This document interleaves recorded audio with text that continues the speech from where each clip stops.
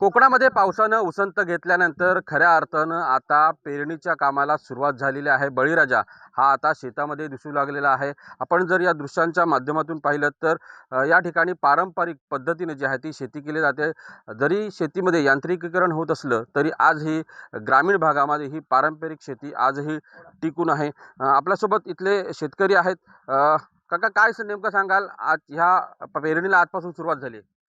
या पेरणीला आजपासून सुरुवात झालेली आहे, परंतु यावर्षी भरपूर म्हणजे जवळजवळ 20 तारखेपासून पाऊस मेच्या पडलेला आहे. त्यामुळे शेतकऱ्यांचं भरपूर नुकसान झालं आहे.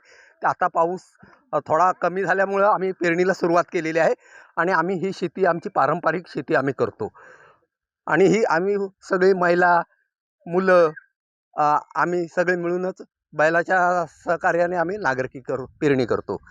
नक्कीच आज ही ग्रामीण भागामध्ये पारंपरिक शेती खऱ्या अर्थानं कोकणामध्ये ही रोहिणीच्या मुहूर्तावरती पेरणी केली जाते. मात्र ह्या वर्षी पावसामुळं या पेरणीच्या कामाला जो आहे तो उशीर झालेला आहे.